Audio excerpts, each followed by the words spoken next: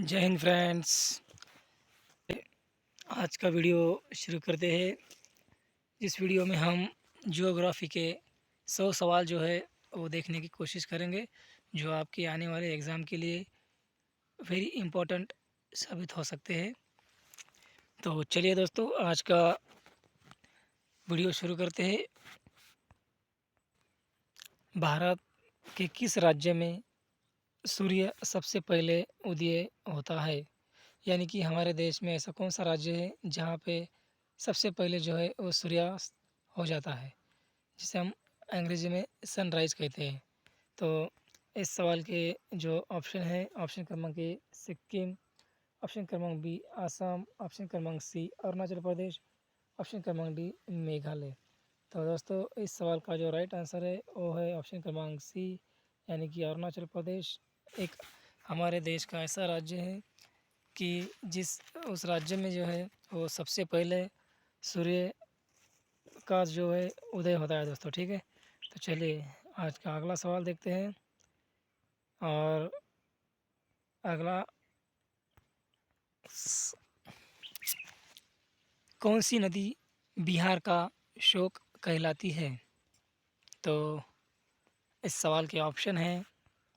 Option क्रमांक ए Ganga, option क्रमांक B Kosi, option क्रमांक सी घाघरा, ऑप्शन क्रमांक डी सोन। तो इस सवाल का राइट आंसर है ऑप्शन क्रमांक बी, यानी कि कोसी जो नदी है वो हमारे देश का जो बिहार राज्य है उसका जो है वो शोक कहलाती है दोस्तों। ठीक है, चलिए अगला सवाल देखते हैं। और अगला सवाल है, भारत का सबसे ऊंचा बांध कौन सा है? भारत का सबसे ऊंचा बांध कौन सा है? तो इस सवाल के ऑप्शन ऑप्शन क्रमांक ए भाखड़ा नांगल, ऑप्शन क्रमांक बी टिहरी बांध, ऑप्शन क्रमांक सी नागार्जुन बांध, ऑप्शन क्रमांक डी सरदार सरोवर। तो इस सवाल का जो राइट आंसर है दोस्तों वो है ऑप्शन क्रमांक बी, यानी कि जो टिहरी बांध है वो हमारे भारत देश का सबसे ऊंचा बांध है दोस्तों। ठीक है, चलिए इस तरह से जो है अगला सवाल देखते हैं। देखिए दोस्तों, इस सवाल में जैसे कि अभी ये 4 ऑप्शन दिए हैं, जैसे कि ए बी सी डी। इस 4 ऑप्शन पे जो है वो लगभग एक ऑप्शन पे जो है 5 सवाल बन सकते हैं। जैसे कि जैसे कि समझो ऑप्शन क्रमांक ए है, जिसका ऑप्शन में लिखा हुआ है ऑप्शन क्रमांक ए भाखड़ा नांगल बांध।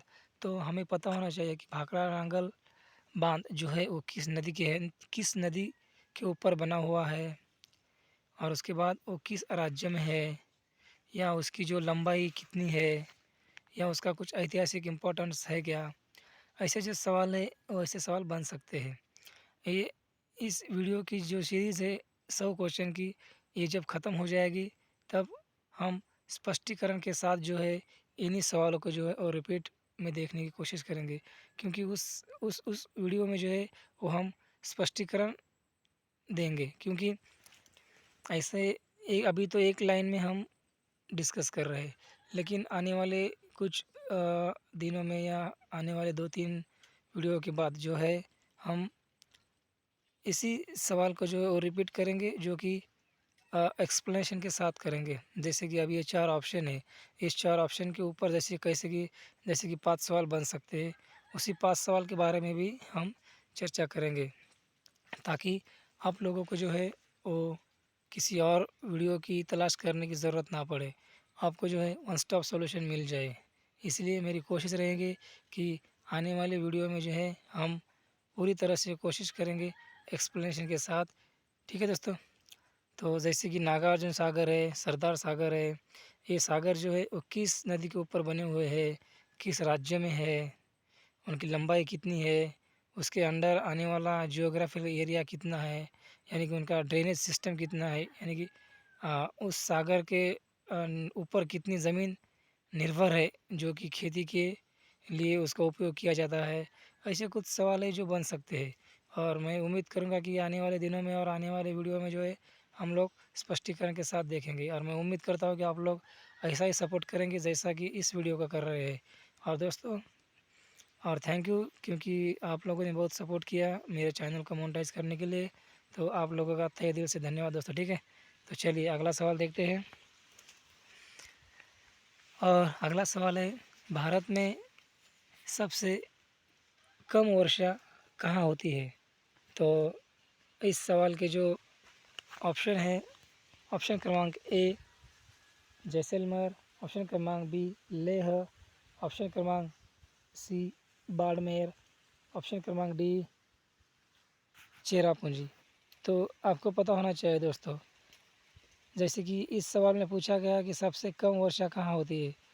हो सकता है ये भी सवाल पूछ सकते हैं कि हमारे भारत देश में सबसे ज़्यादा वर्षा कहाँ होती है, जैसे कि आपको पता होना चाहिए, ठीक है दोस्तों। मैं इसका आंसर लीक नहीं करूँगा, मैं उम्मीद करता हूँ कि आप लोग उसका आंसर कमेंट बॉक्स में ज़रूर देंगे, ठीक है दोस्तों। तो देखिए ये सवाल कैसे, देखिए इस प्रश्न को थोड़ा देखिए दोस्तों, जैसे कि 4 ऑप्शन है, अगर 4 ऑप्शन में हम देखेंगे, अभी इस सवाल में जो है वो किसी स्पेसिफिक एक सिटी का उल्लेख किया गया है।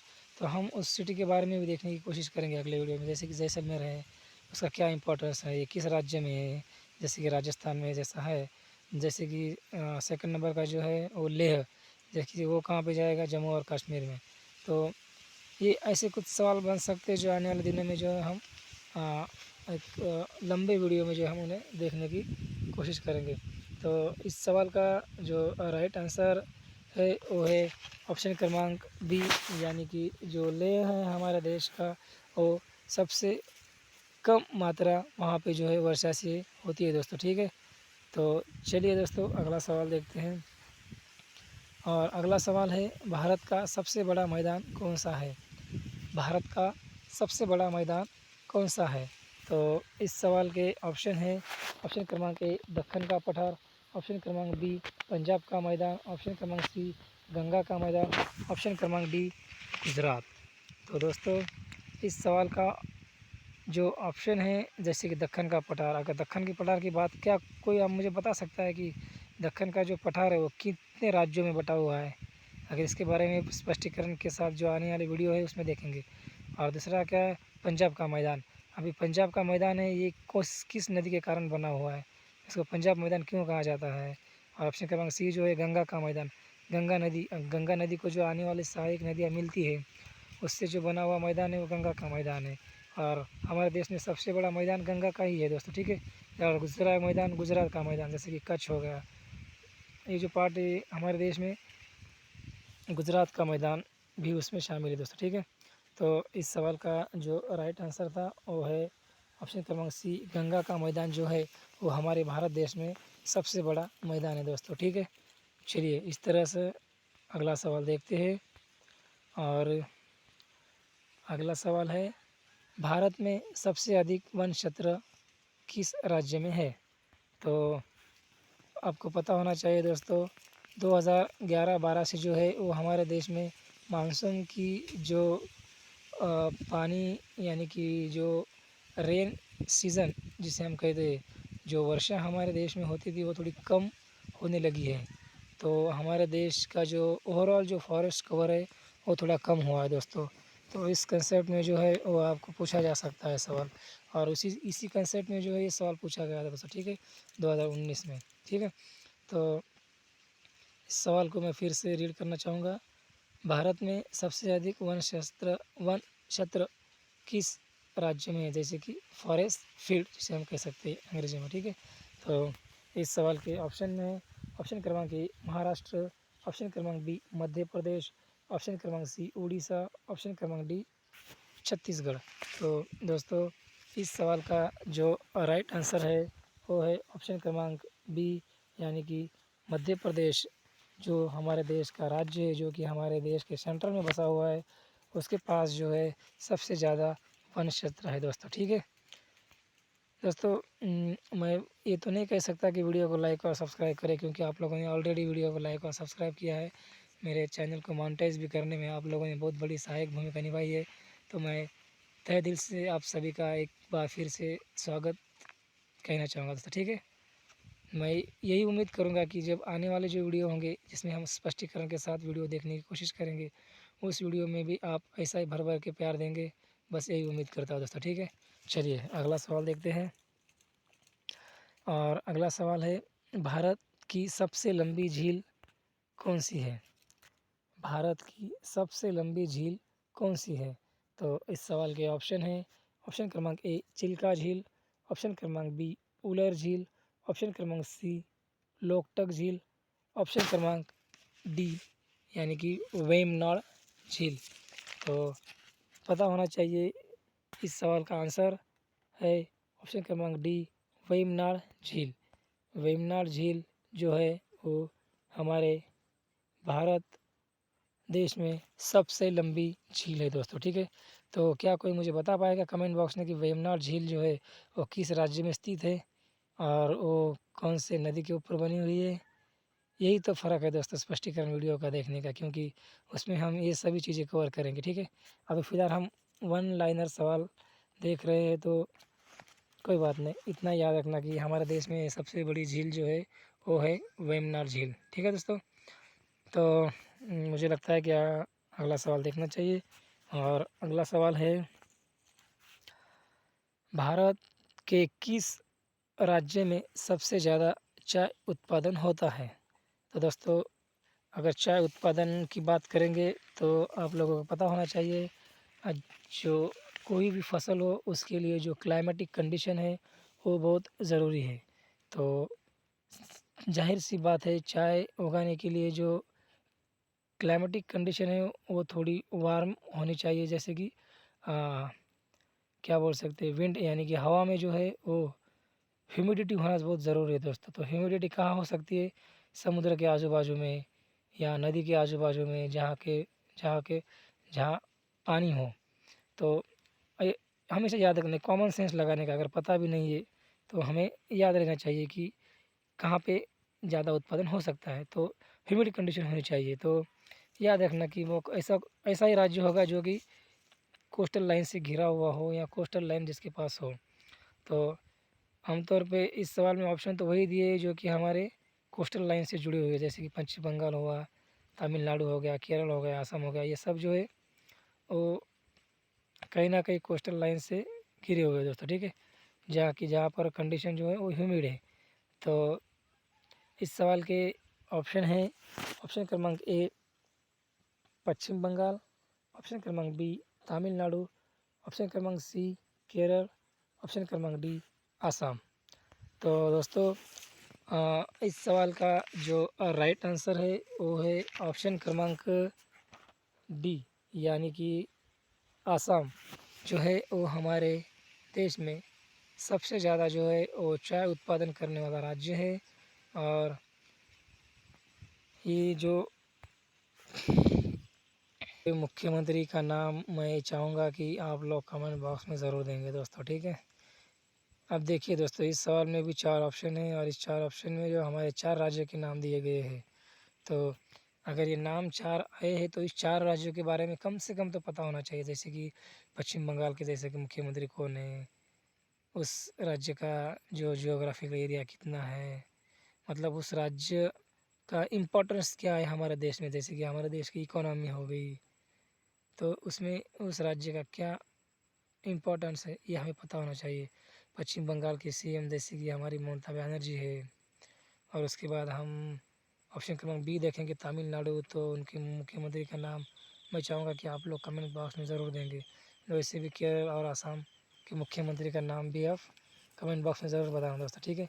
क्योंकि मैं इसमें थोड़े डिटेल्स नहीं जा रहा हूँ, क्योंकि हम लोग जो है आने वाले वीडियो में जो है मैं पूरा स्पष्टीकरण के साथ जो है आप लोगों को ये सब चीज़ें बताने वाला हूँ दोस्तों, ठीक है।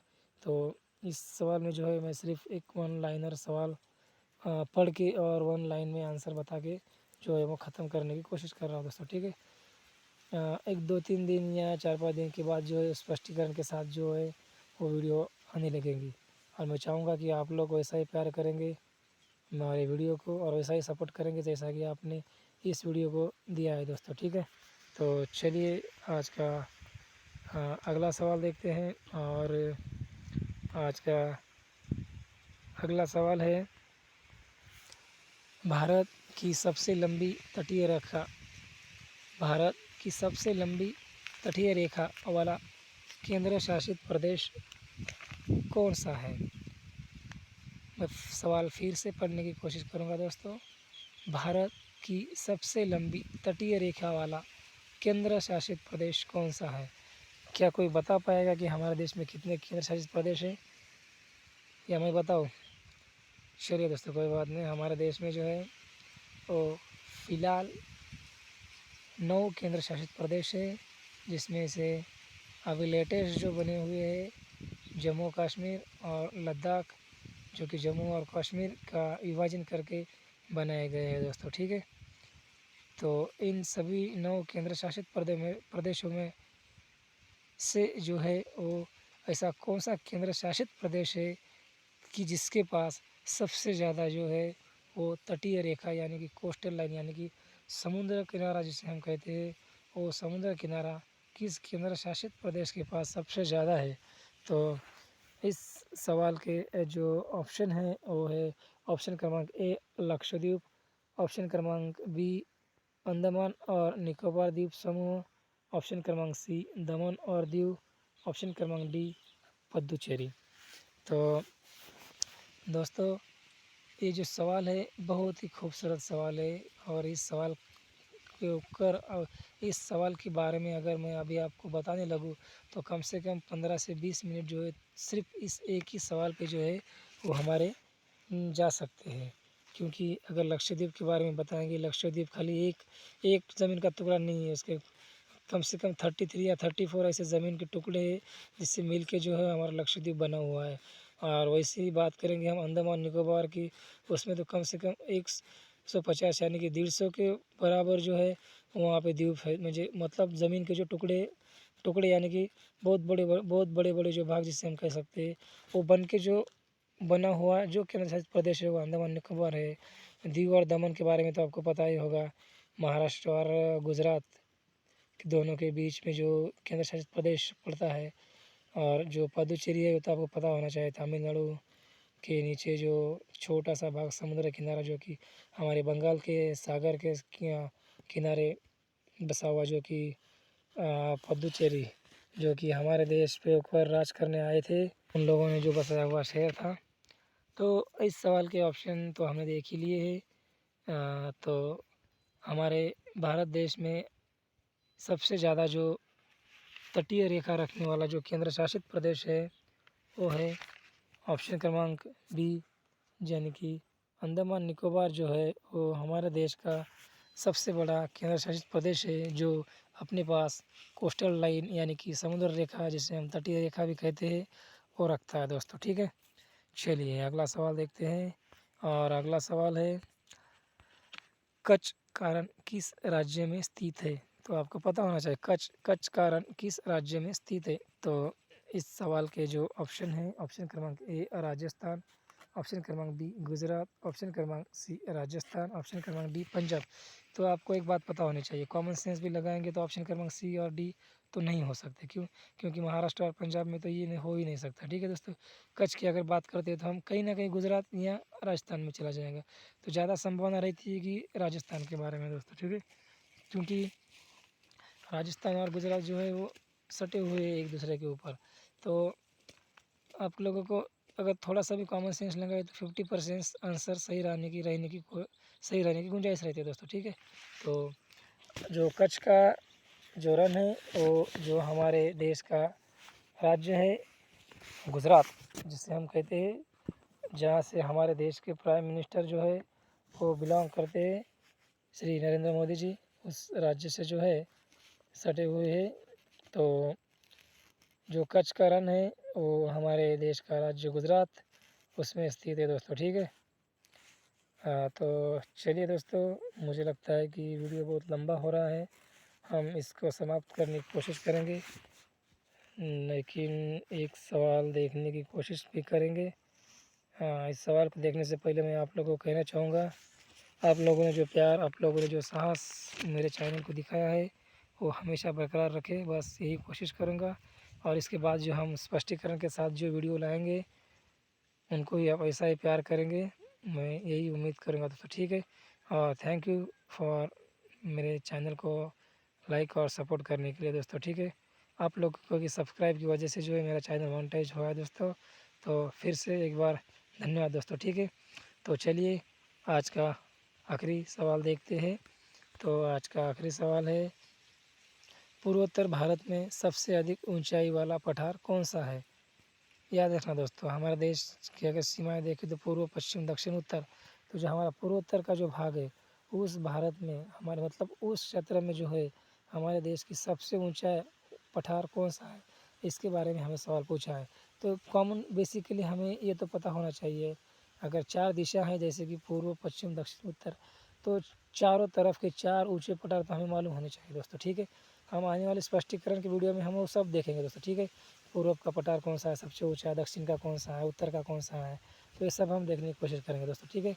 तो इस सवाल के जो ऑप्शन हैं, ऑप्शन क्रमांक ए मेघालय पठार, ऑप्शन क्रमांक बी छोटा नागपुर, ऑप्शन क्रमांक सी दक्खन का पठार, ऑप्शन क्रमांक डी जो है वो अरावली पर्वत। तो आप लोगों को पता होना चाहिए दोस्तों, अरावली पर्वत की अगर बात करेंगे, अगर अपन ने अगर आप लोगों ने एक बार भी अगर भारत का नक्शा देखा है तो दक्खन का पठार, अरावली पर्वत और छोटा नागपुर, ये आपको पता होना चाहिए कहाँ लोकेटेड है। ये लोकेटेड है इसलिए आपको समझ में आ जाएगा कि हम पूर्वोत्तर के बारे में हम चर्चा कर रहे हैं। तो अरावली पर्वत तो पूर्वोत्तर में आएगा नहीं, वो तो राजस्थान के पूर्व में आ जाएगा, ठीक है। तो हमारे देश का सेंट्रल पॉइंट हो गया। दक्खन के पठार की बात करेंगे, दक्खन का पठार जो है हमारे भारत देश के दक्षिण के साइड में हो सकता है। तो ये 2 ऑप्शन तो हो ही नहीं सकते। रही बात छोटा नागपुर की, अगर ये आसाम और मध्य प्रदेश के बारे में हम देख सकते हैं तो ये भी हमारे पूर्व का पार्ट नहीं हो सकता। तो रही बात कौन सी, मेघालय, ये कॉमन ट्रिक है दोस्तों, अगर हमें आंसर आता भी नहीं है ना, अगर बाकी के बारे में अगर हमें पता है, जैसे कि हमारे देश का नक्शा हमें प्रॉपर तरीके से हमें पता है, तो ऐसे सवाल को जो है हम हैंडल कर सकते हैं दोस्तों, ठीक है। तो चलिए इस सवाल का राइट आंसर है ऑप्शन क्रमांक ए मेघालय, ऑप्शन क्रमांक ए मेघालय, ठीक है दोस्तों। मैं उम्मीद करता हूँ आने वाले दिनों में जो है हम क्या कह सकते हैं उसे स्पष्टीकरण के साथ, यानी कि एक्सप्लेनेशन के साथ जो भी हम आज के बाद लेक्चर या वीडियोस लाएंगे, मैं उम्मीद करूँगा कि आप लोग जो है उसे भी सपोर्ट करेंगे, ठीक है दोस्तों। तो चलिए मिलते हैं अगले वीडियो में, तब तक के लिए जय हिंद, जय भारत, धन्यवाद दोस्तों। हाँ, जाते जाते चैनल को चाहे लाइक और सब्सक्राइब जरूर करना दोस्तों, ठीक है। चलो मिलते हैं।